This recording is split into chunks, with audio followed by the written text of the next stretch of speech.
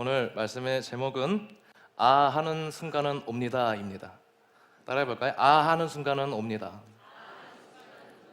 아 하는 순간은 옵니다. 우리가 이 현대 사회를 살아가는 데 있어서 뗄래야 뗄 수 없는 물건이 하나가 있습니다. 여러분 방금 전까지 손에 쥐고 계셨던 물건인데요. 뭘까요? 휴대폰이라고 말씀하시는 분들은 약간 나이가 있으신 분들이고, 뭐라고 하죠 요새? 스마트폰. 다 젊으신 것 같아요. 스마트폰이라고 하죠. 이 스마트폰에 다양한 이 어플리케이션이 참 많지 않습니까? 어플이라고 하죠, 보통. 이 스마트폰을 활용한 다양한 어플리케이션이 참 많은데, 그런 어플리케이션 중에서 이 상대방과 소통하는 많은 소셜 네트워크 시스템이 있습니다. 그것을 줄여서 뭐라고 하죠? 은혜 받으실 거예요. 오늘 되게 좋습니다. SNS라고 하죠. 이 SNS가 다양합니다. 요즘에는 유튜브도 서로 주고받는 게 요새는 좀 활성화돼 있어서 참 그 안에서 많은 그룹 모임들도 하고 하더라고요. 인스타그램을 여러분 잘 아실 거고 페이스북도 잘 아실 겁니다. 이 네트워크 시스템을 사실 구동되는 시스템을 바라보게 되면은 우리가 측량할 수 없을 정도의 숫자를 가지고 환산을 해서 빅데이터를 이렇게 보유를 하고 있지 않습니까? 또 빅데이터를 운영하는 그런 건물도 따로 있죠. 몇 해 전에 우리나라가 그 화재 사건 때문에 여러분들 참 좀 고생이 있으셨잖아요. 그죠? 그 빅데이터를 지금도 셀 수 없을 정도로 계속해서 만들어지고 또 생성이 되어진다라고 이야기를 해요. 이 네트워크 시스템을 사용자의 이 검색어나 관심사를 가지고 또 알고리즘이라는 것을 만들어서 계속해서 관심이 있을 법한 영상이라든지 글귀라든지 그런 것들을 계속해서 제공을 하는 것들이 여러분들이 밤에 잠을 못 이루게 하는 유튜브의 시스템의 그런 거죠. 이런 측면에서 저는 이 요새 자주 보는 영상이 어떠한 주제냐면은 동기부여입니다. 동기부여. 동기부여. 인생을 어떻게 바꿔야 할 수 있을까? 나는 가진 게 없는데, 내가 이 길면 길고 짧으면 짧을 수 있는 이 인생을 어떻게 다시 새롭게 시작을 하고 변화의 구축점에서 올바르게 나아갈 수 있을 것인가? 지치지 않고. 이런 측면에서 미국의 한 설교가이자 교회에 담임을 하고 있는 웨인 코데이로라는 목사님이 저술한 책이에요. 여러분 삽지에 1번입니다. 책 제목이에요. 네. 같이 따라 읽어볼까요? 영어 발음에 자신 있으신 분들은 좀 읽어보셨으면 좋겠습니다. 시작. Attitude that attracts success. 저도 그렇게 좋지는 않아요. 네, 발음이 좋지 않은데 이거를 한국말로 우리나라 말로 번역을 하면 옆에 태도를 바꾸면 성공이 보인다입니다. 태도를 바꾸면 성공이 보인다.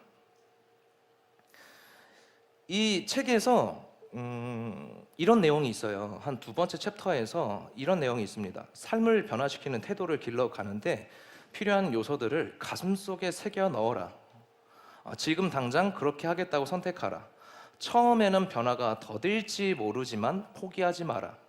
그리고 새로운 과로가 어색할지도 모르지만 자연스러워질 때까지 연습하라. 훌륭한 인생, 성공적인 결혼 생활, 그리고 밝은 미래가 당신의 과로에 달려 있다. 뭘까요? 유추할 수 있죠? 태도입니다. 자세, 태도. 각자 생각이 많으실 거예요. 여기에 뭐 열등감을 넣으신 분들도 있고, 되게 효율적인 분들은 뭐 가정이라고 넣을 수도 있을 수도 있고요. 아니면 외모일 수도 있죠. 아름다움을 추구하시는 분들은 또 외모가 될 수도 있죠. 내 외모가 바뀌면 인생이 바뀔 수도 있다. 그런데 그런 것들은 일시적인 변화의 흐름을 가져올 뿐이지 평생의 삶을 좌지우지하지는 못합니다. 자신의 무엇을 바꿈으로써 자신의 인생을 바꿀 수 있는가? 그것은 바로 태도입니다. 태도. 영어로 attitude라고 합니다. 이 attitude를 조금 더 넓게 그 뜻을 바라보게 되면은 수용하다, 자세, 태도 이런 부분들까지도 섭렵하고 있거든요. 그러니까 지금 다시 말해서 어떤 의미냐면 지금의 자리에서 나를 환기시키는 무언가가 흐름이 나에게 찾아오는데 그 흐름에 대해서 나의 태도는 어떻게 받아들일 것인가입니다. 태도란.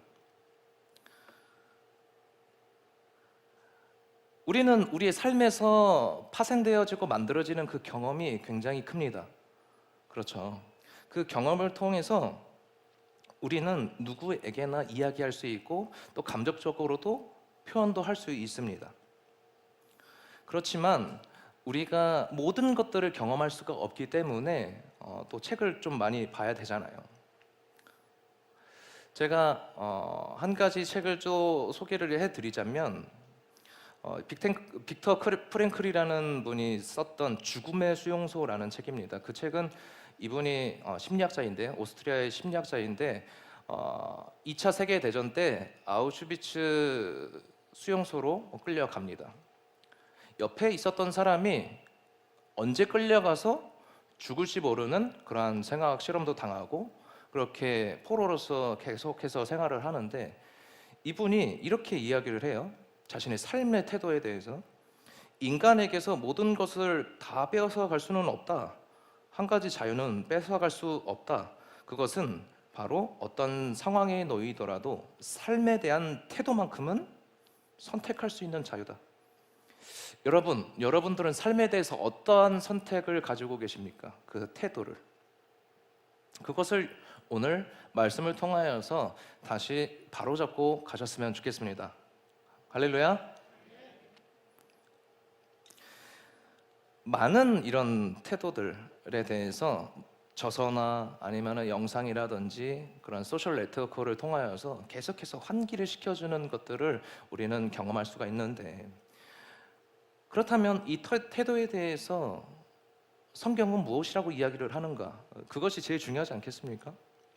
성경에서는 빌립보서 2장 5절입니다. 빌립보서 2장 5절에 너희 안에 이 마음을 품으라 곧 그리스도 예수의 마음이니 여기에 나와 있는 이 마음을 NIV 성경으로 보면은 attitude, 태도라고 이야기합니다. 태도. 직역을 하면 너의 태도가 예수님의 태도와 같아야 한다. 너가 살아가는 그 삶의 태도가 예수님과 같아야 한다.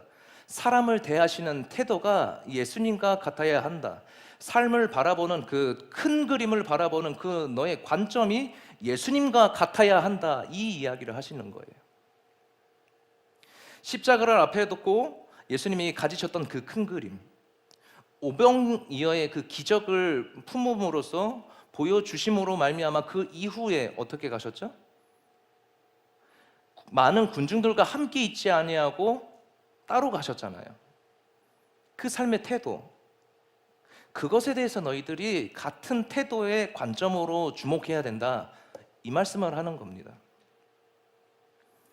조금 더 이 태도에 대해서 성경에서는 이렇게 이야기합니다. 여러분 그 불가타 역이라고 예전에 어르신들은 딱 이렇게 얘기했어요. 불가타 역. 그러니까 라틴어 역이에요. 라틴어 역으로 이야기하면 이 태도를 뭐라고 이야기하냐면 에투스 이렇게 말을 합니다. 에투스. 성경에서 많은 단어들로 나오는데 에투스 이렇게 이야기를 하는데 이 에투스는 어떤 의미를 지니고 있냐면 무엇인가를 행할 준비가 된 상태. 따라해 볼까요? 무엇인가를 행할 준비가 된 상태. 어떤 의미인지 아시겠어요? 태도는? 내가 행하기 전에 마음을 먼저 먹는 거예요. 상황이 벌어지기 전에 마음을 먼저 먹는 것이 바로 성경에서는 태도라고 이야기한다라는 것입니다. 그러니까 부정적인 생각에 자세를 가진 사람은 어떠한 상황이 벌어지든 말든 나는 거기서 부정적인 마음과 태도를 가지고 있는 것.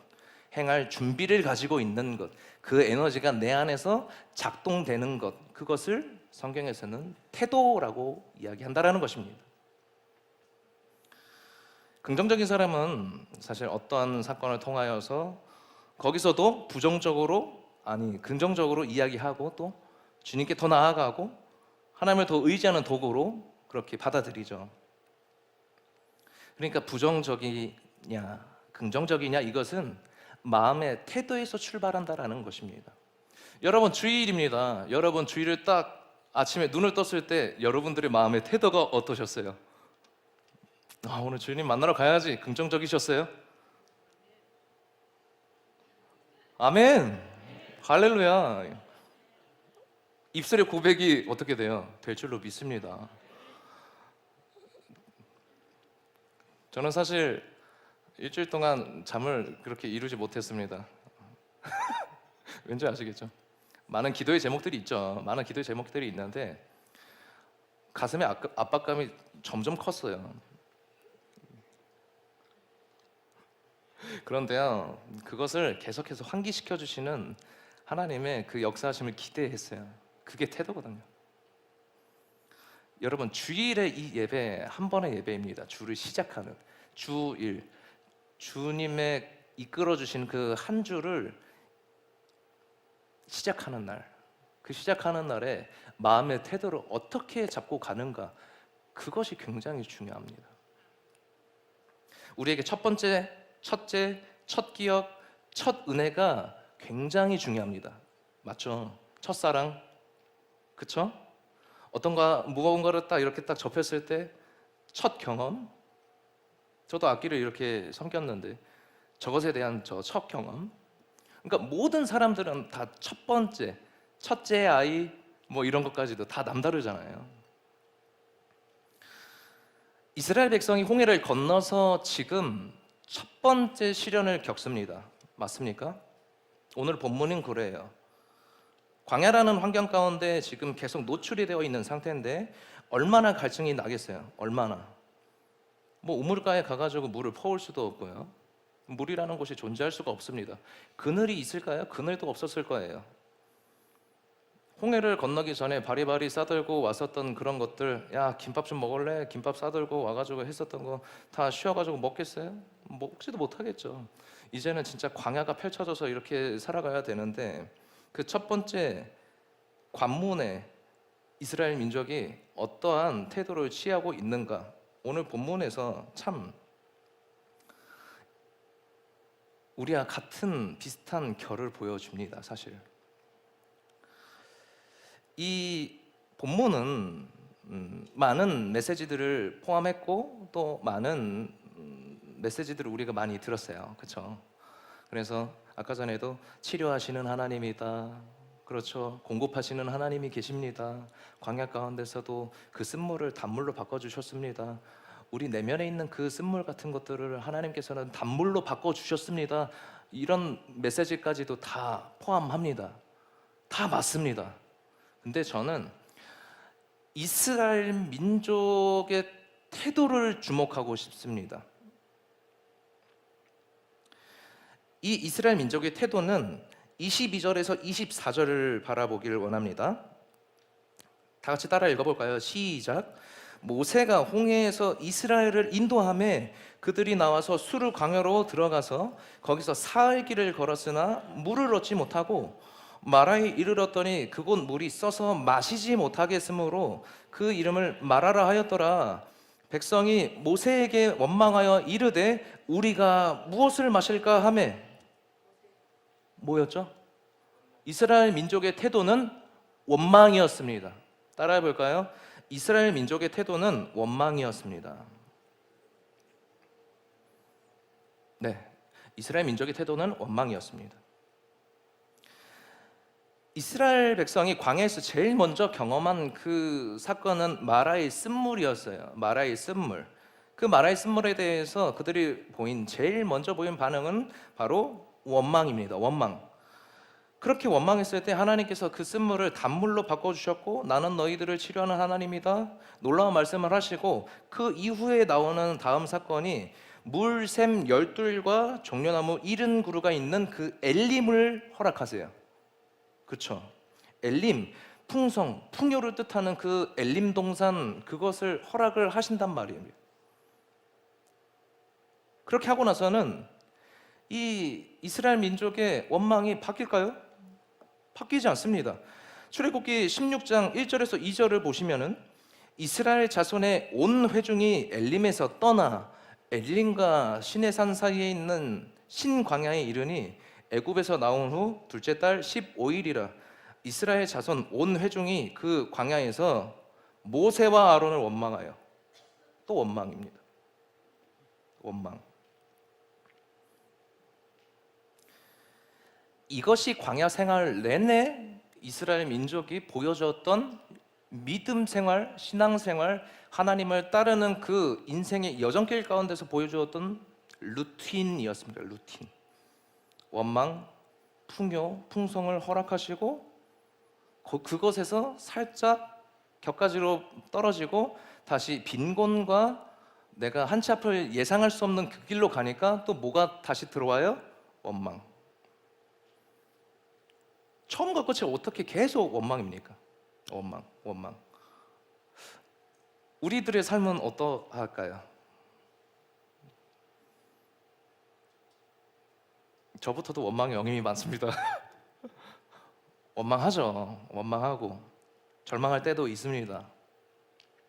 그런데 아까 전에 말씀드렸던 태도란 어떠한 특정한 방향으로 갈 때에 마음가짐을 먼저 먹는 거예요. 그 에너지를 먼저 먹는 것. 그러니까 원망을 하고 안 하고는 내 마음에 먼저 준비가 될 수 있다라는 사실입니다.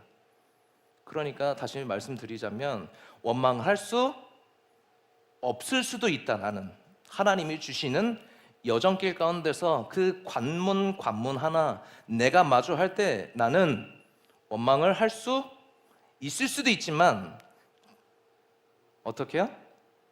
안 가질 수도 있다. 마음의 태도를 주님께서는 바라보시거든요. 오랜 애굽 생활에서의 그 노예 생활을 마칩니다. 430년을 마칩니다. 430년 동안 하나님이라는 분을 몰랐었던 세대들이 나와 왔다라고 이야기를 할 정도예요. 말씀에서. 그들에게 어떠한 잘못된 반응들이 나오고 있는가? 계속 상황만 주어지면 불평불만해요. 주어지면 10가지 재앙을 보여주심에도, 그럼에도 그 민족을 지키심에도 불구하고 이끌어 주시는데 불평불만하고 만나와 메추라기 수도 없는 양이 계속 죽어나가지 않았겠어요? 메추라기는 매일 아침마다 그렇게 살피시고 보호하시는 이스라엘 민족을 향하여서, 근데도 불평불만합니다. 430년 동안 뭐가 내재되어 있는 거예요? 노예 근성, 원망의 근성, 불평의 근성, 이게 계속해서 자리 잡은 상황이에요. 하나님께서는 그 광야에서 일어나는 모든 일 가운데 함께 해주셨습니다. 맞습니까? 맞아요? 그런데 그 과정을 통하여서 그들 안에 내재되어 있었던 그 원망의 근성을 뿌리 뽑고 싶으셨던 거예요. 뿌리 뽑고 싶으셨던 거. 사랑하는 성도 여러분, 우리는 지난 날의 삶을 되돌이켜 보다 보면은 항상 관문들이 많습니다. 사역자라고 해서 예외는 아닙니다. 맞습니다. 다 똑같아요. 여러분들이 사는 거, 저 사는 거 똑같습니다. 왜 관문이 없겠습니까? 그런데 원망을 하냐 안 하냐,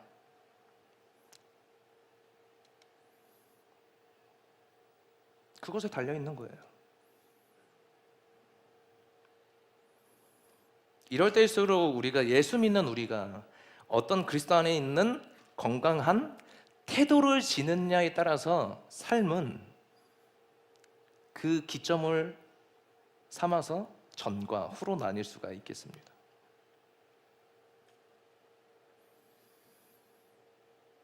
우리가 희망을 가질 수 있다는 것은 복음이라는 메시지를 우리에게 허락하심은 우리를 그 복음을 믿음으로 말미암아 죄인된 삶에서 우리는 어떻게 변화할 수 있었죠?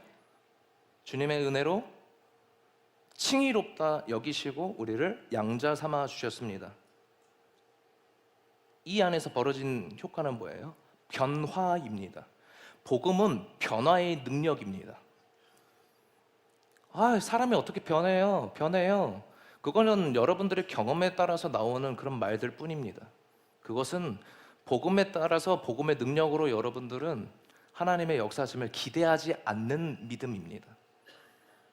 복음의 능력은 사람을 변화시켰습니다. 이미. 그것에 대해서 믿음을 더 굳건히 가지고 가셔야 합니다. 왜냐? 하나님의 은혜는 우리의 생각 차원 너머의 문제입니다. 차원 너머입니다. 그 은혜를 더 갈급하게 해달라고 긍정적인 에너지를 가지고 가셔야 합니다. 내 자식은 안 바뀌어요. 그렇게 생각하는 것 자체가 하나님의 역사하시는 길을 내가 막아 갈라서는 것입니다. 세상 가운데서 오랜 시간 동안 노출되어졌었던 이 이스라엘 민족과 같은 그 내면의 외적인 그런 외면에도 우리는 원망의 자리가 있는가 없는가를 살펴보고, 그리고 하나님의 능력으로 채워달라는 기도가 다시 엘림 동산처럼 터져 나와야 합니다. 그 기도가 우리를 살리는 길입니다.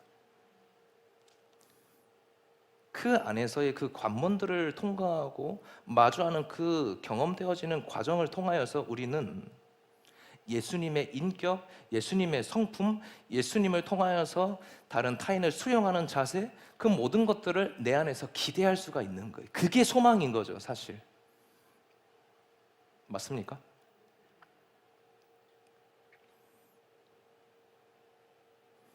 (24절에) 백성이 모세에게 원망하여 이르되 우리가 무엇을 마실까 하매, 차라리 세상 사람들은 원망하지 않고 뭐래요? 방법을 찾죠. 땅이라도 파고 있겠죠. 원망이 그만큼 그 방향성과 방법 자체가 옳지 못하다라는 것을 우리에게 여실히 증명하는 거예요.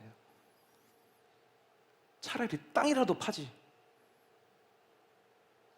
물이라도 나오게.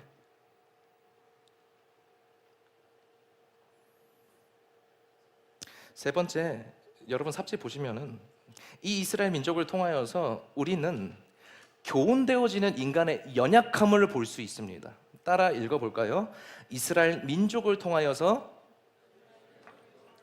교훈되어지는 인간의 연약함. 이 인간의 연약함이 어떻게 오늘 본문 말씀에서 우리가 간접적으로 경험할 수 있냐면, 첫 번째는 이 절망과 원망, 이게 내 안에서 자리 잡을 때는 상황을 통한 상실한 자존감의 상태로 자리 잡아요. 상황과 환경을 통하여서 상실되어진 자존감의 상태. 상실되어진 자존감의 상태. 이게 뭐냐면, 이 가나안 정복을 코앞에 두고 이제 가데스 바네아에서 이제 12정탐꾼을 보내지 않습니까? 12정탐꾼을 보낼 때에 어떻게 이야기를 하냐면, 현지를 정탐하고 이 12명이 돌아왔더니 여호수아와 갈렙을 제외하고 나서는 이 10명이 뭐라고 해요? 민수기 13장 31절에서 33절을 보시면은, 그와 함께 올라갔던 사람들은 이르되 우리는 능히 올라가서 그 백성을 치지 못하리라. 그들은 우리보다 강하니라 하고 이스라엘 자손 앞에서 그 정탐한 땅을 악평하여 이르되 우리가 두루 다니며 정탐한 땅은 그 거주민을 삼키는 땅이요, 거기서 본 모든 백성은 신장이 장대한 자들이며 거기서 네피림 후손인 아낙 자손의 거인들을 보았나니 우리는 스스로 보기에도 메뚜기 같으니. 여러분, 스스로 보기에도 뭐라고 이야기를 해요? 메뚜기 같다고 얘기를 해요. 자존감이 어떻게 됐어요? 상실한 상태. 분명히 예수님, 하나님께서 애굽 탈출함과 동시에, 아니 탈출을 준비하는 과정부터 해서 계속해서 뭘 보여주셨어요? 믿음이 연약한 이스라엘 민족을 향해서 뭘 보여주시고 어떻게 이끄셔요? 굉장히 다이나믹한 기적과 이적과 그리고 리더들을 항상 세우시잖아요. 그럼에도 불구하고 뭐라고 이야기를 한다고요? 지금 스스로? 메뚜기. 그리고 이게 또 어떻게 가냐면 자기 스스로 그냥 메뚜기라고 그냥 여기면 돼요. 아, 나는 그만큼 약한 존재야. 차라리 이러면 다행이게요. 상대방이 그렇게 나를 생각하지도 않았는데 이 컴플렉스가 저 사람도 날 그렇게 생각할 거야 이렇게 여긴다라는 거예요. 이 상실한 자존감의 상태는. 여러분, 그리스도인으로서 여러분들이 이 상실한 자존감의 상태로 계속해서 살아가는 순간 우리의 말로 내뱉는 말씀의 능력과 복음의 힘은 점점 더 떨어질 거예요. 왜요? 나는 상실한 자존감이니까.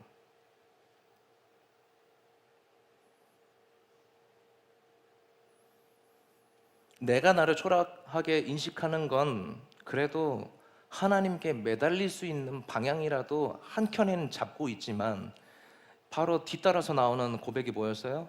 그들도 나를 같이 생각할 거라고. 그들도 나를 메뚜기 같이 생각할 거라고.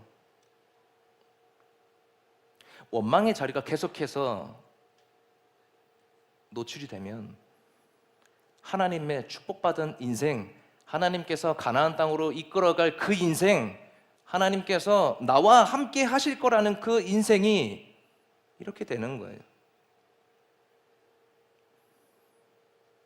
그런데 여호수아와 갈렙은 똑같은 것을 마주하고 왔습니다. 마주하고 왔는데 뭐라고 해요? 그들은 우리의 밥이다. 할렐루야. 실제로 그렇게 됐어요. 2명만 들어가지 않습니까? 광야 1세대 중에 딱 2명만 들어가요. 여호수아와 갈렙만 가나안 땅에. 요한복음 5장에서도 38년 된 병자가 등장을 합니다. 38년 된. 여러분, 어떠한 질환을 앓고 있음에 38년 동안 한 질병을 앓고 있으면은요, 정말로 그 인생이 얼마나 피폐해질까요? 얼마나 힘들 것 같으세요? 그런데 예수님께서 요한복음 5장 6절에 이렇게 말씀하십니다. 예수께서 그 누운 것을 보시고 병이 벌써 오래된 줄 아시고 이르시되 내가 낫고자 하느냐? 그렇게 이야기하니까 이 38년 동안 그토록 낫고 싶어 했잖아요. 병을 고칠 수 없어서 이 낙심하여 있었던 이 환자가 내가 낫고 싶으냐? 이렇게 물어보니까 뭐라고 이야기를 하냐면 예수님의 질문에 요한복음 5장 7절 병자가 대답하되 주여 물이 움직일 때 나를 못에 넣어주는 사람이 없어 내가 가는 동안에 다른 사람이 먼저 내려가나이다. 뭐예요? 동문서답이에요. 너가 지금 바로 낫고 싶으냐? 물어봤는데 뭐라고 말씀하세요 지금? 뭐라고 말씀하세요? 뭐라고 말씀하고 있어요? 이 38년 된 병자는 나를 그 못에 넣어주는 사람이 없어서 내가 지금 못 낫고 있어요. 나 정말로 한심하고 비참하지 않아요? 자기 인생을 열거하고 있어요. 자기 인생을. 예수님께서는 직접적으로까지 말씀하셨는데 너 낫고 싶니? 너 낫고 싶냐? 그러니까 이 38년 동안 자기 자신의 삶에 대해서 상실해버린 거예요. 이 자존감이. 환경과 상황에 자존감 자체가 상실해버린 상태예요. 내가 누구인지, 내가 직면하고 있는 그 문제가 무엇인지 상실해버린 거예요. 오늘 여기에 모인 모든 분들이라고 말씀드릴 수는 없습니다. 근데 대다수의 많은 분들은 이 38년 된 병자처럼 문제들의 관문들에 우리는 놓여 있죠. 그런데 우리는 이 38년 된 병자처럼 하지 않기를 원해요. 너가 낫고 싶니? 라고 물어보면은 네, 주님, 낫고 싶어요. 이렇게 소망하는 마음으로 바로 준비되어서 상실한 이 자존감을 끌어올리시는 예수님, 그 질문 속에서도 말씀하시잖아요. 너의 기도의 제목이 무엇이냐?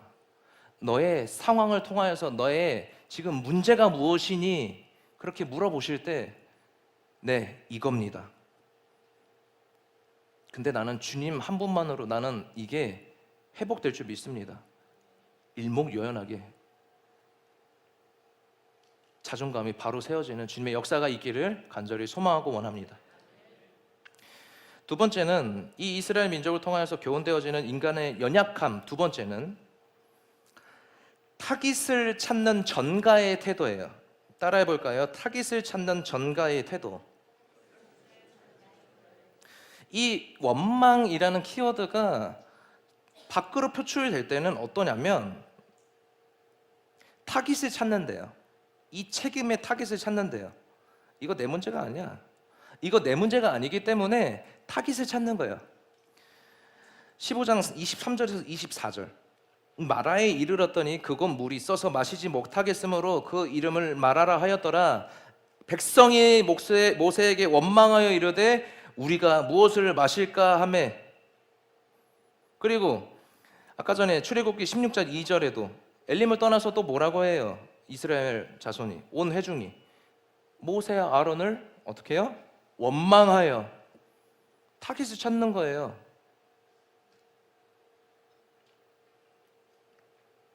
정탐꾼 12를 보내었어도 또 마찬가지입니다. 똑같은 스탠스를 취합니다.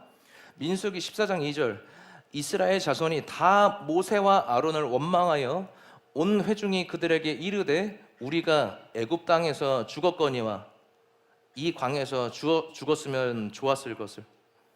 계속 타겟을 찾는데요. 상황과 환경을 통하여서 마주한 그 사람들은 태도를 바꿀 수 있었지만 태도를 바꾸지 않았고 자리 잡게 해서 상실한 자존감의 태도로 일관한 나머지 어떻게 합니까? 이 컴플렉스를 주님의 은혜로 회복하지 않고 그것에 대한 이유, 그것에 대한 타겟, 그것이 누가 책임이 있는가, 그렇게 혈안이 되어 있는 거예요. 혈안이. 우리 삶 가운데는 그런 부분들이 없습니까? 그런 모습이 없습니까? 내가 당신이랑 살아가지고 그 책임 당신한테 돌릴 거예요? 아니잖아요. 자기 자신한테 돌려야 되지 않겠습니까, 일단? 근데 성경에서 이야기하는 것은 태도를 너희들이 마음만 먹으면 예수님께서 지녔던 태도로 마음만 먹으면 가지고 있을 수 있다라는 거예요. 이미 행동하기 전에 그 마음의 자리, 마음의 자세를 유지하고 있을 수 있다. 자녀 보시면 답답하세요? 답답할 때니까 자녀인 거예요. 저도 한 부모의 자녀이지 않겠습니까? 갑자기 펑 하고 나온 게 제가 아니잖아요. 36년, 37년 동안 얼마나 이렇게 애걸복걸 하면서만 키우지 않고 그래도 하나님 때가 있겠지.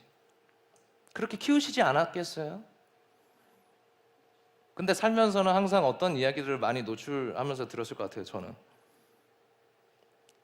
야, 네가 믿는 놈이 말이야.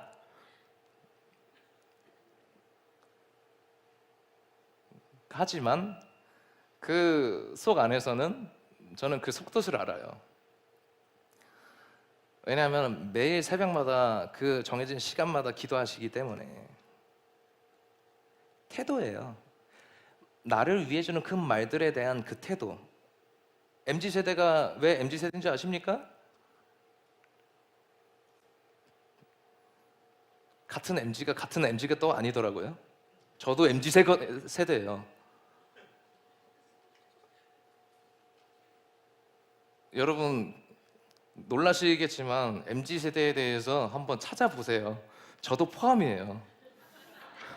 저도 포함이에요. 80 90년 후반대인가 거기서부터 2001년도인가 그때 이제 태어난 사람들이 MZ래요. MZ. 근데 MZ도 MZ 나름이에요. 다 달라요. 저랑 뭐 청년들이랑 뭐 얼마나 차이가 나요? 달라요.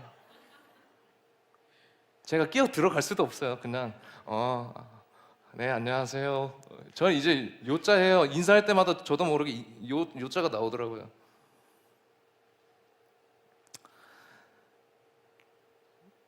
태도예요, 여러분. 어떤 상황에 놓여져 있습니까, 여러분? 제가 결론을 지금 이제 마주하는데 오늘 말씀의 결론이에요. 태도가 굉장히 중요하거든요. 에투스. 내가 무슨 일을 행하기 전에, 어떠한 일을 마주하기 전에 내가 그것을 행할 마음, 행한 그 마음의 준비, 이게 태도라는 거예요.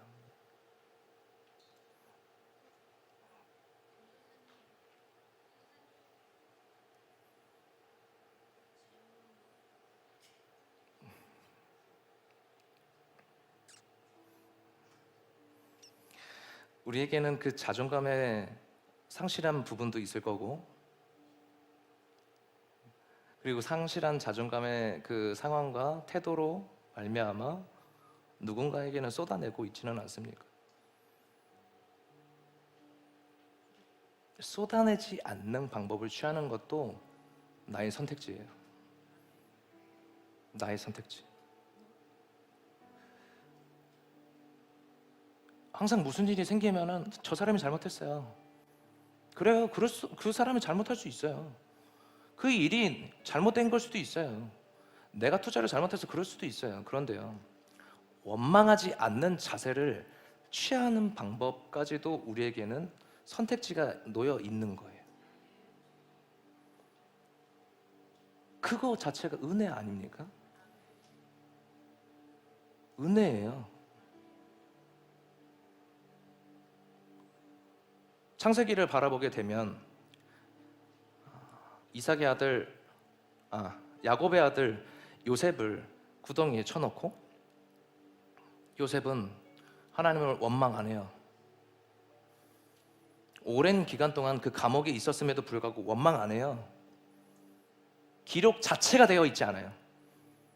살만하면은 모함과 모략에 이렇게 빠져서 들어서 또 수년 동안 원망 안 해요. 왜요? 왜 그럴까요? 그 마음의 태도예요. 그가 가진 마음의 태도.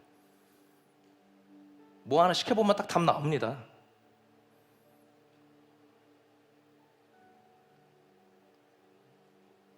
되든 안 되든 그게 중요한 게 아니라 of course 하겠습니다.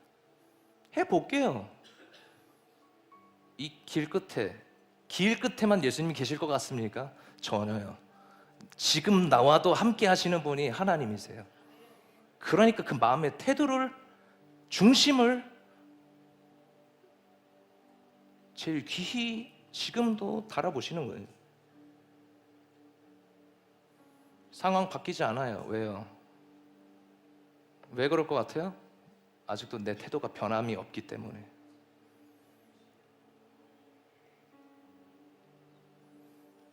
결론입니다. 환경과 상황이 문제가 아니다라는 거예요. 중요한 건 태도예요. 하나님 날 아시오니 그 태도 가운데 하나님께 마음먹은 그 마음의 자세로 인하여서 나와 함께하여 주시옵소서. 그 문제입니다. 그 솔직한 하나님께 나올 수 있는 그 고백이 주님을 사랑하는 마음인 거죠. 그건 어떤 말로도 포장할 수 없습니다. 주님을 더욱더 사랑하는 마음 이전에 내가 주님 연약합니다.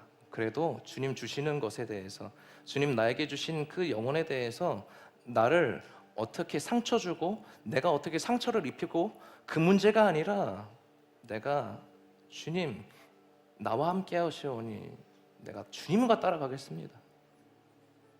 사랑하는 성도 여러분, 검단 행복한 교회 교우 여러분, 그렇게 한층 더 성숙해지면 어떨까요? 한층 더 하나님께서 기뻐하시는 믿음이 여기만 아니라 삶 가운데 영향력 있게 살아가면 어떨까요? 기대해 봅니다. 그것을 위해서 또 기도합니다. 우리 다 같이 기도하도록 하겠습니다.